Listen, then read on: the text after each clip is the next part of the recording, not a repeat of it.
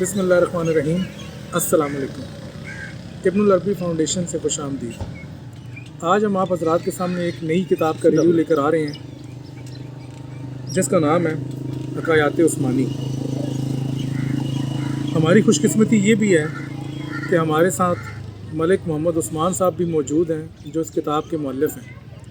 आपकी ये पहली किताब है और आपने बहुत ही ज़ौक़ व शौक़ से ये किताब लिखी है, तो आपसे भी हम पहले तो खुश आमदीद कहते हैं उस्मान साहब आपको। वालेकुम अस्सलाम। इस रिव्यू में भी खुश आमदीद कहते हैं। तो सबसे पहले तो नाज़रीन को हम ये दिखा दें कि किताब है क्या। ये किताब है जी, छोटी सी किताब है, हकायात के हवाले से इन्होंने लिखी है। इन्होंने एक इदारा बनाया है जिसका नाम है दारुल हिकमा अल खालिदिया। इनसे बाद में पूछेंगे कि ये क्या चीज़ है और किस तरह इनको ख्याल आया।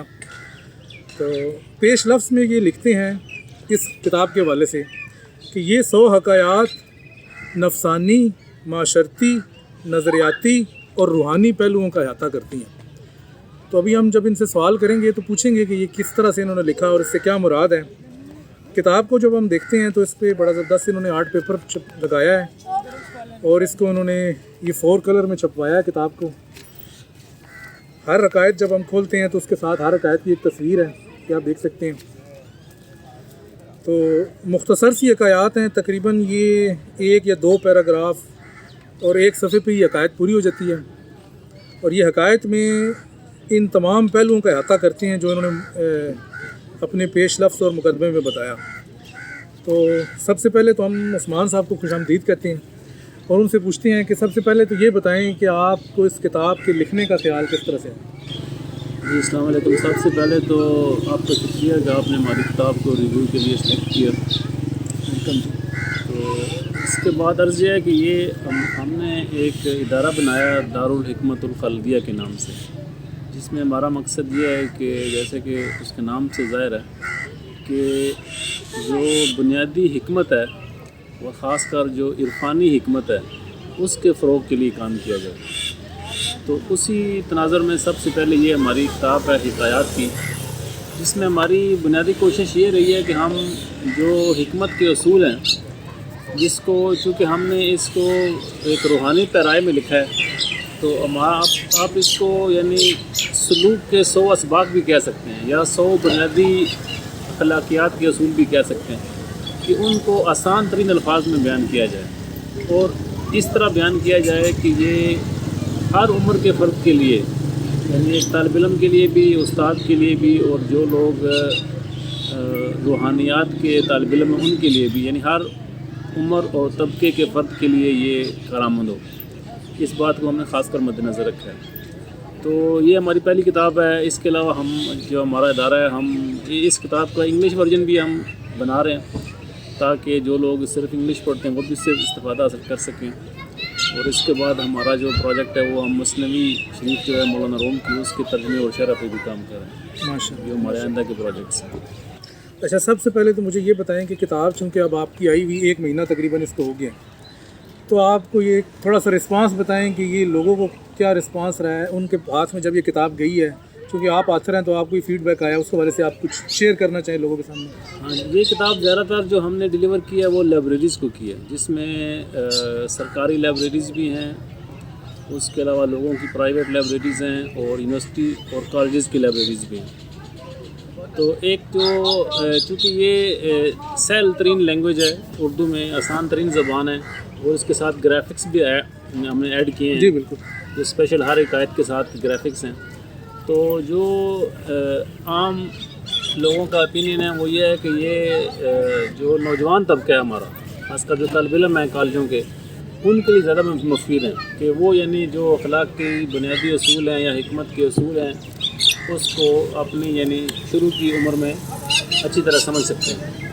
तो इसके अलावा बाकी लोगों ने भी हमें रिस्पॉन्ड किया लाइब्रेरी से भी, दूसरे तीसरे के ये जो है ना वो हर लेवल के लोगों के लिए, उनकी लाइब्रेरी के लिए ये फ़ायदेमंद चीज़ है। उसको लाइब्रेरी कार्ड का हिस्सा उन्होंने बनाया और ये अंदर लोग पढ़ें। सही। अच्छा, ये मैंने आपकी किताब पढ़ी, कुछ हकायात इसमें से पढ़ी, तो इसमें जो मैंने आप फील किया वो ये है कि आपने बहुत ही इख्तिसार इसमें रखा हुआ है।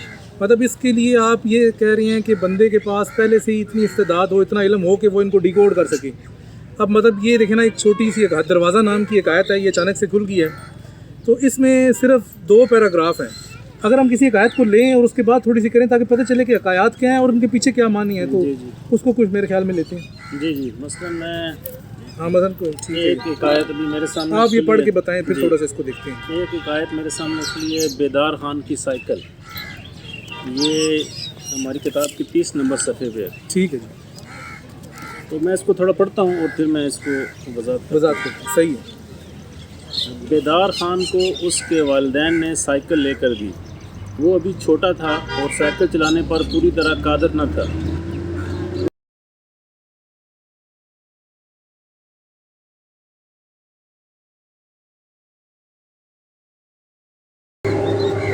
سب سے پہلے یہ ہے کہ جو اس کا ٹائٹل ہے بیدار خان ہم نے رکھا. بیدار خان سے مطلب یہ ہے کہ ہم روحانی طور پر بیدار آدمی ہیں، جاگا ہوا آدمی، جس کو انگلش میں کہتے ہیں اویکنڈ پرسن ہے. ہم نے اس نام میں اشارہ دیا. ایسا آدمی جی جو روحانی طور پر بیدار ہے یا بیدار ہونے جا رہا ہے.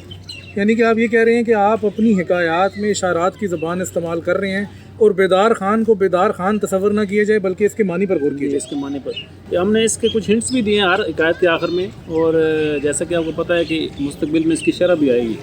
لیکن ابھی چونکہ کتاب کا سائز چھوٹا رکھنا مقصود تھا اور حکایات کو مختصر رکھنے کی غرض سے ہم نے صرف اس کا کنٹینٹ اور کچھ اشارے دیے ہیں. صحیح. فیوچر میں جب شرح آئے گی تو زیادہ واضح ہوگا. اب اس میں مثلا ہم نے سائیکل کا کیوں لفظ استعمال کیا، یعنی سائیکل کے 2 پہیے ہوتے ہیں اور سائیکل میں جیسے اس میں کہا ہے کہ وہ بھی چھوٹا تھا اور سائیکل چلانے کا پوری طرح قادر نہ تھا. یعنی آپ نے توازن برقرار رکھنا ہے. یعنی جب آپ اگر فرض کرو اس کو آپ روحانی لیول پہ پڑھ رہے ہیں تو شروع میں جب آپ نے یہ سفر شروع کرنا ہے تو آپ نے دونوں پہیوں میں توازن بنا کے اس پہ بیٹھنے کی کوشش کی. یعنی آپ اس کو دنیا اور آخرت کے پہیے بھی کہہ سکتے ہیں، مادی اور روحانی پہیے بھی کہہ سکتے ہیں.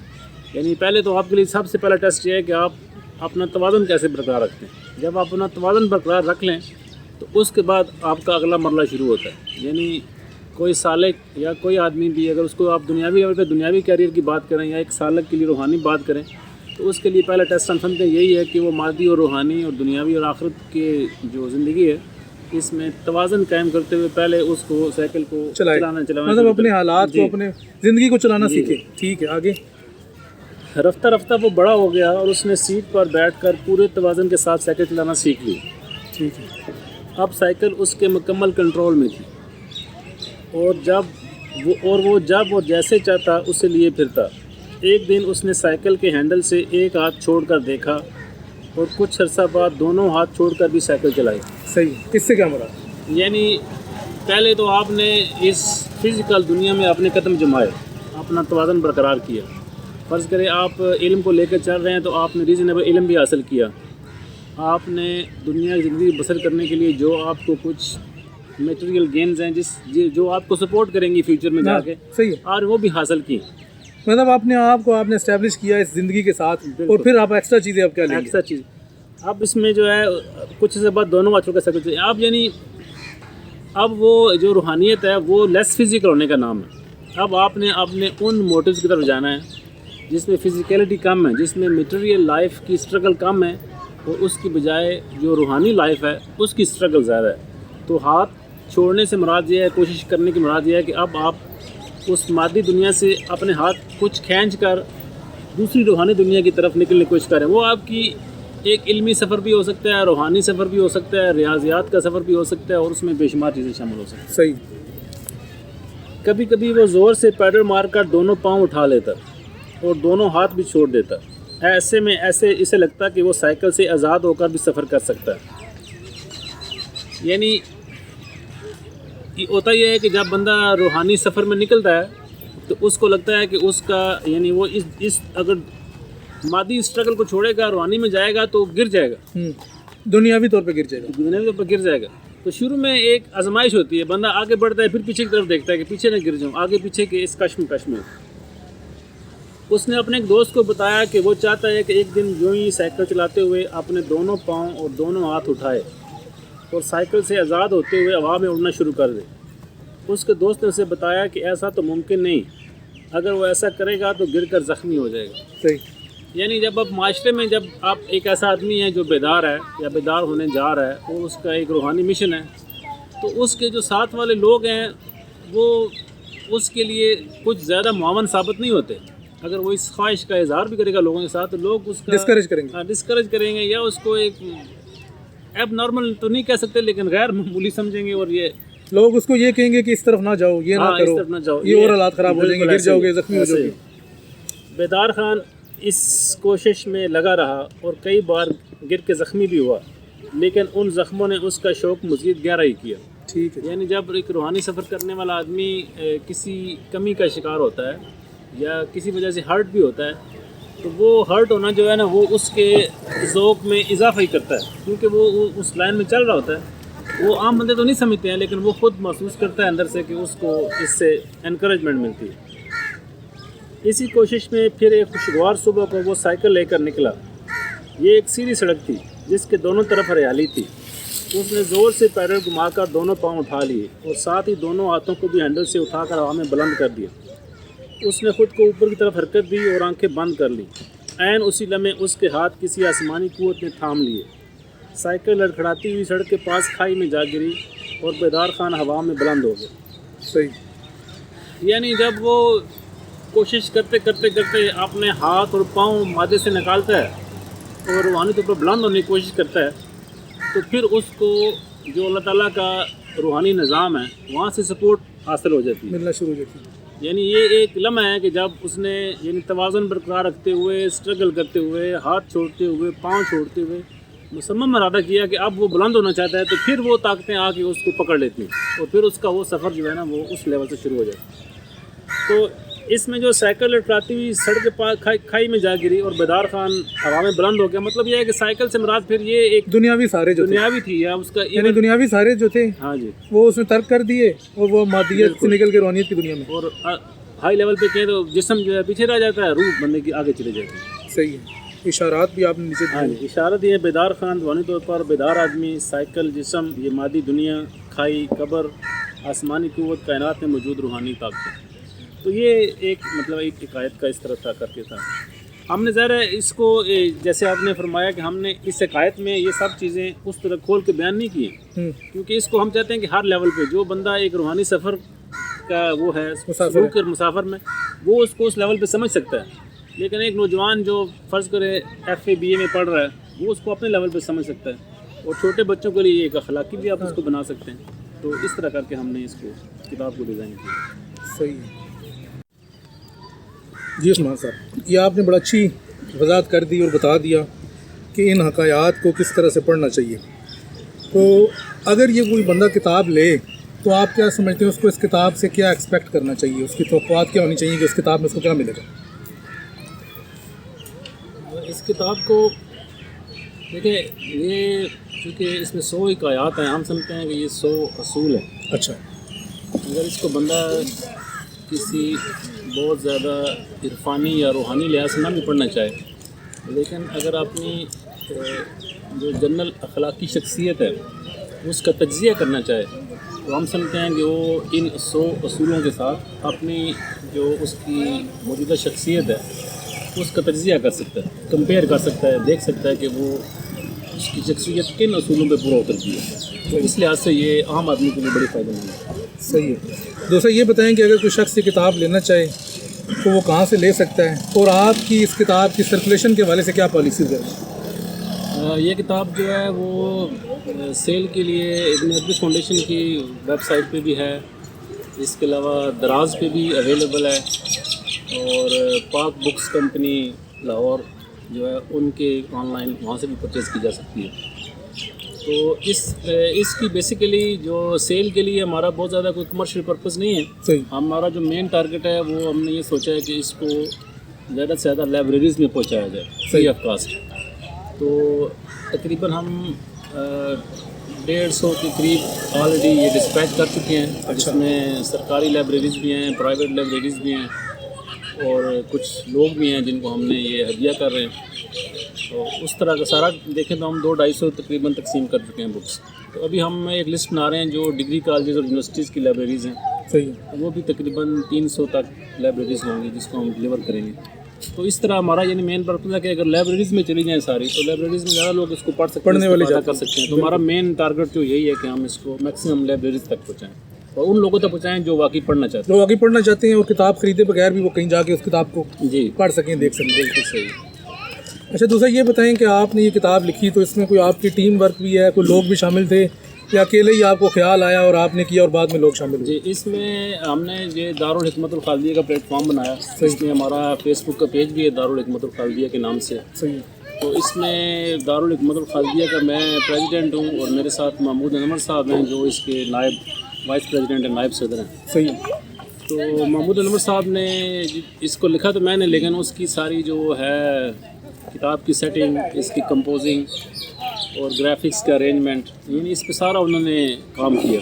اچھا. اور ان کے ساتھ ایک بڑی اچھی جو ہے نا وہ آرٹسٹ تھی جنہوں نے گرافکس پہ کام کیا، وہ اس کو سپروائز کرتے رہے. یعنی کہ کیونکہ ہم نے ایک آیت کے متن کے اوپر وہ گرافکس اوریجنل گرافکس بنوائے ہیں، اس کو بھی ریویو کیا، سارا سیٹنگ کی.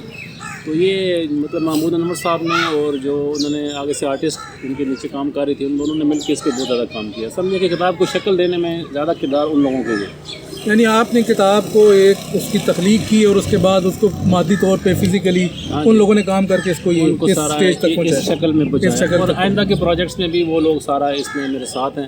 ہم مثنوی پہ کام کر رہے ہیں، مثنوی کے رسائل پہ کام کر رہے ہیں، اس کتاب کی انگلش ورژن پہ کام کر رہے ہیں. صحیح. ابھی آپ نے اپنے بتایا ادارے کے تعارف میں کہ آپ نے جو دارالحکمہ الخالدیہ بنایا ہے تو اس میں آپ مثنوی پہ کام کر رہے ہیں. تو یہ مثنوی تو آپ کو پتہ ہے کہ بڑی مشہور کتاب ہے اور بڑا اس پہ کام صدیوں سے جاری ہے. تو آپ اس پہ کیا نیا کام کر رہے ہیں؟ اس میں لوگ کیا ایکسپیکٹ کریں؟ اس میں کیا خاصیت کیا ہوگی آپ کے کام میں اور باقی جو پہلے ہوا ہے؟ بالکل. مثنوی کا یہ ہے کہ ابھی دیکھیں آپ تو قاضی سجاد صاحب کا ترجمہ ہے اور مختصر شرح ہے، وہ مارکیٹ میں ایزیلی اویلیبل ہے.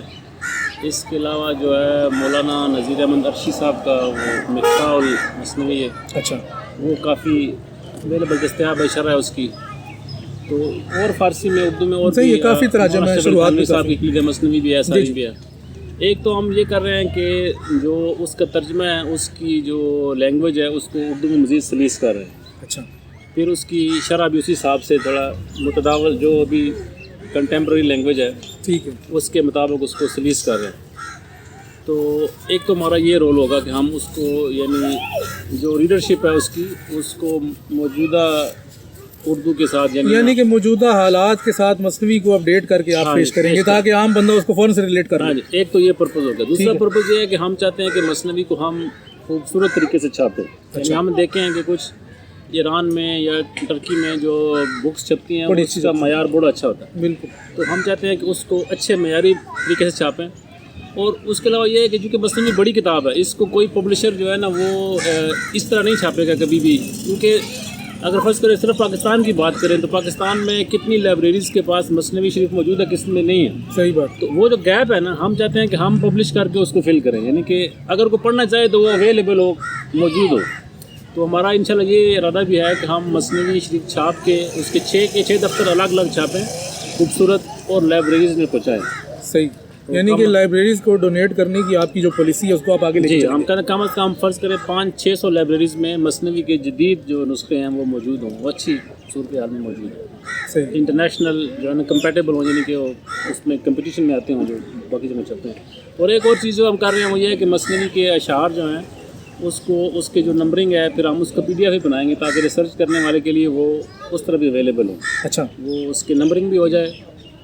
اور انٹرنیشنلی کوئی اس کی نمبرنگ ہوئی ہے آج سے پہلے یا ابھی تک نہیں ہوئی؟ ہاں جی. اس کی آلریڈی ٹرکی میں، ایران میں ہے، ویب سائٹس ہیں. تو ہم اپنا چونکہ ہمارا خود سارا ٹائپ کرائیں گے. یعنی آپ پاکستان میں ایک اپنا پلیٹ فارم کے ذریعے وہ ساری چیزیں ان ویب سائٹس پہ اکثر میں انگلش اور پرشین ہے، اردو نہیں ہے. ٹھیک. تو ہم کوشش کریں گے انگلش پرشین کے ساتھ اردو بھی جو ہے وہ ایک انٹرنیشنل لیول پہ موجود ہو.